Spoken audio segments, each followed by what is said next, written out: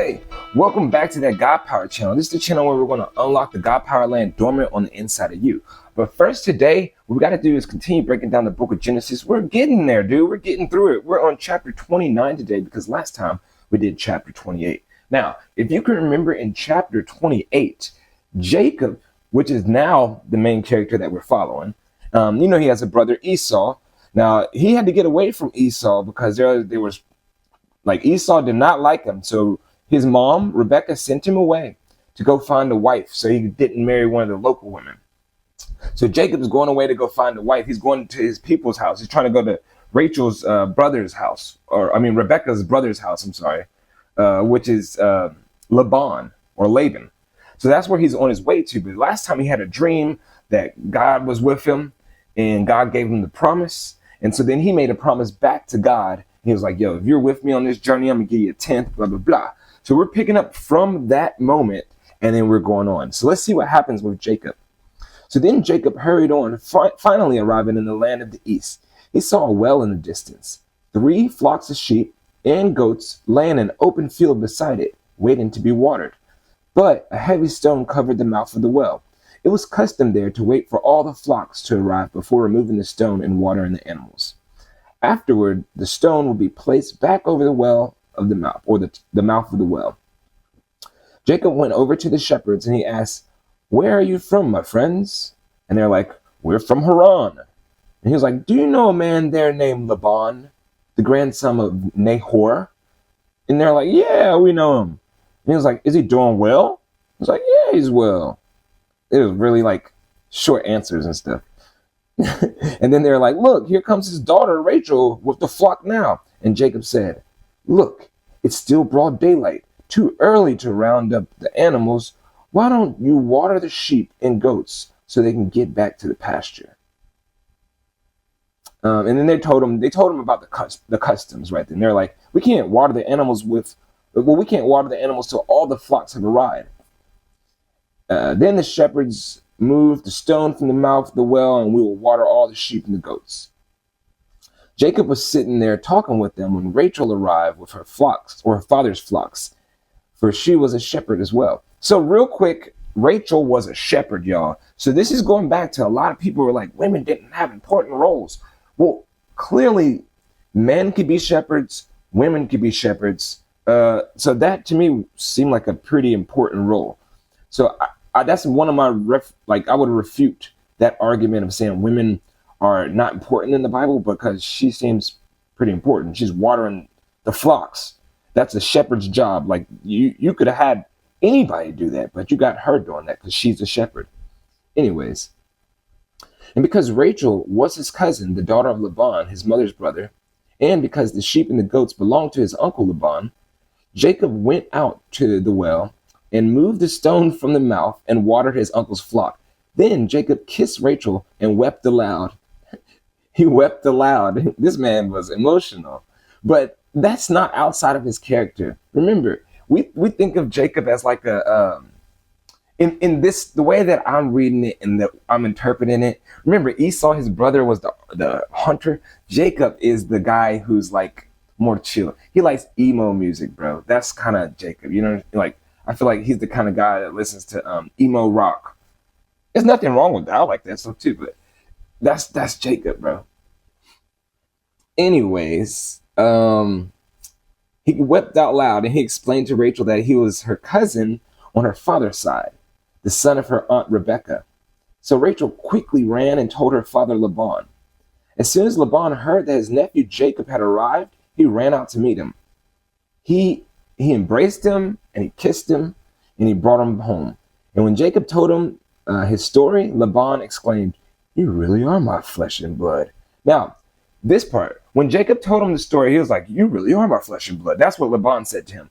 Now, was Laban saying this because Jacob told him about the part where he tricked Esau about the birthrights? And then Laban's like, "Yeah, bro, that's how we get down. You really are my flesh and blood." Or did he tell him about the journey? And because Laban had met his dad, Isaac, before, do you think he's like, okay, bet you moving just like Isaac. You really are flesh and blood. I think it's the first one, to be honest. I think he's on some sketchy, like, oh, I think he's on some sketchy stuff, to be honest. I don't know. We'll see. We'll see what happens here. I don't know. This is my guess. After Jacob had stayed with Laban for about a month, Laban said to him, or Laban said to him, you should work for me. You should not work for me without pay, because we're relatives. Tell me how much your wages shall be. So for that month, Jacob was working for Laban or Laban. And Laban was like, dude, you shouldn't be working here without getting paid. Tell me how much your wages was. Again, is this Laban just trying to look out for bro? Or is this Laban just, or Laban? I mean, I don't know which one I'm going to call him. I think Laban sounds better. If this is Laban trying to trick bro into being a worker to get some work out of him. I don't know. Anyways, we have to note that Laban had 2 daughters. The older daughter was named Leah, and the younger daughter was Rachel, the one that we just saw that was watering the flocks. There was no sparkle in Leah's eyes, but Rachel had a beautiful figure and a lovely face. Bro, the Bible is ruthless, bro. That's the most kindest way to say what you gotta say there. There was no sparkle in her eyes. None whatsoever. But her sister, though, she had a lovely face and a beautiful shape. Lego. Jacob was in love with Rachel. He told her father, I will work for you for 7 years if you give me Rachel, your younger daughter, as my wife. So Jacob really was in love with her. He said 7 years, bro. That's a long time. And Laban was like, agreed. You didn't waste any time. I'd rather give her to you than anyone else. Stay and work with me. So Jacob worked 7 years to pay for Rachel, but his love for her was so strong that it only seemed to him like a few days. That's poetic right there, because, you know what I'm saying, 7 years feeling like a few days, bro. I feel you in hindsight when you look back, but it's still years, still 7 years. Anyways, finally, the time came for him to marry her. And he's like, I fulfilled my agreement. That's what Jacob said to Laban. Now give me my wife so I can sleep with her. That's some brave stuff to be saying to somebody's daddy. Like, that's what you say to her dad? Give me my wife so I can sleep with her. I fulfilled the agreement, dude. So Laban invited everyone in the neighborhood and prepared a wedding feast. But that night, when it was dark, Laban took Leah to Jacob, and he slept with her. Laban had given Leah a servant, Zilpah, to be her maid. So just noting that Leah has a servant named Zilpah. Now remember, Leah is the one without the sparkle in her eyes, guys. And this is who Laban presented to Jacob. Jacob's probably wasted from the feast and whatever. You know what I'm saying? He's chilling, probably in his room just waiting for his bride, which he thinks is Rachel, but it's not. Laban gave him Leah. But when Jacob woke up in the morning, it was Leah. What have you done to me? Jacob raged at Laban. I worked 7 years for Rachel. Why have you tricked me? It's not our custom to marry off the younger daughter ahead of the firstborn, Laban said. But wait until the bridal week is over. Then we'll give you Rachel too, provided you promise to work another 7 years for me. What? That's 14 total years, bro. You just tricked bro into working 14 years. Because at first, he's supposed to marry the woman that he loved. But you gave him the woman without the sparkle. And he was like, So he was like, no, wait a week, bro. Wait a week and I'll give you the woman that you love. I'll give you my daughter that you love. But you got to work for 7 more years. So I can get 14 years of work out you. But Jacob, he was in love, bro. So he agreed to work 7 more years. A week after Jacob had married Leah, Laban gave him Rachel too. Laban gave Rachel a servant named Bilhah to be her maid. So Zilpah was Leah's servant, and Bilhah is Rachel's servant. So Jacob slept with Rachel too. And he loved her much more than Leah, a lot more than Leah. It's clear from the beginning. I want to know what they look like and how are they sisters that look this different. But I'm sure we've all seen that. We've seen sisters. It's like, dang, no. That's kind of what's going on here. He then stayed and worked for Laban for an additional 7 years, y'all. When the Lord saw that Leah was unloved, he enabled her to have children, but Rachel could not conceive. So, wait a minute here. Let's go back. So, when they have the wedding, first thing is he had a wedding feast and he married Leah. He slept with Leah. That night, he didn't, I guess, what I'm saying, he must have pulled out because she didn't conceive. But then the following week, he slept with Rachel, bro. At the end of the day, Jacob is kind of living a life at the end of the day. Not saying that he likes Leah, but he's still smashing. But at the end of the day, he still made them his wives, y'all. This is not outside of marriage, okay? So it's not unbiblical. He's smashing his wives, but so far they haven't conceived anything. But right now, the Lord just enabled Leah to have children. So Leah became pregnant and gave birth to a son. She named him Reuben, for she said, "The Lord has noticed my misery, and now my husband will love me."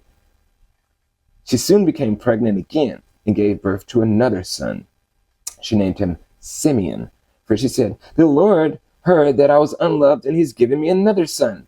So all these sons that Jacob has given her. Now remember, you have to do the act to get a son. So Jacob is still smashing, but he's not loving her. So is she like begging for this? And Jacob's like, "Oh, okay, whatever." Or is Jacob just living his best life, getting off work like, "Leah, Rachel, Leah." Rachel's like, "I'm tired." He's like, "Oh, that's fine, that's fine." Leah. I don't know. But she has a second son. So, I mean, something of the sort like that has got to be going on. You dig?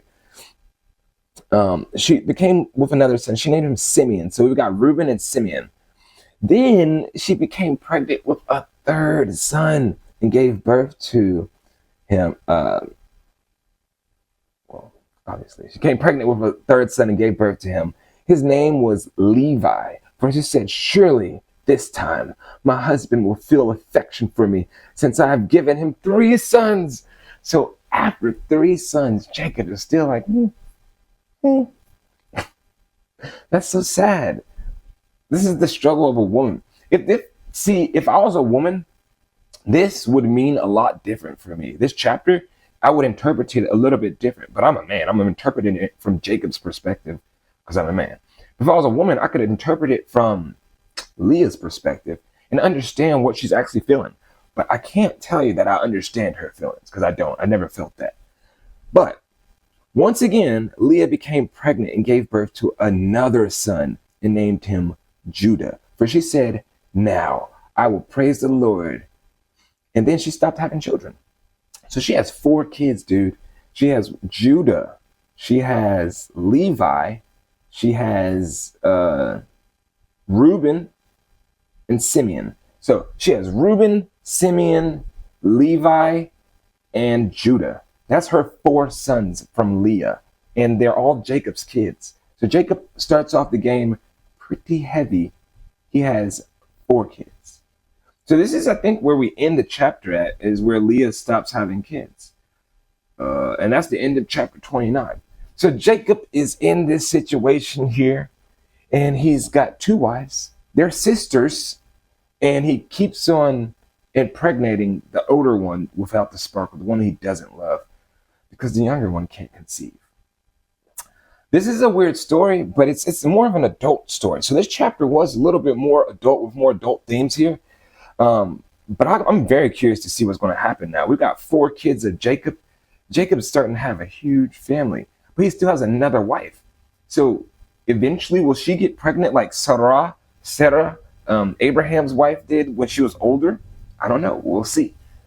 Thanks for joining me in chapter 29. In the next one, we're going to do chapter 30. So I hope you learned something. Talk about this with other people. Share this with other people so we can all learn like the real Bible. I'm reading it straight from the Bible.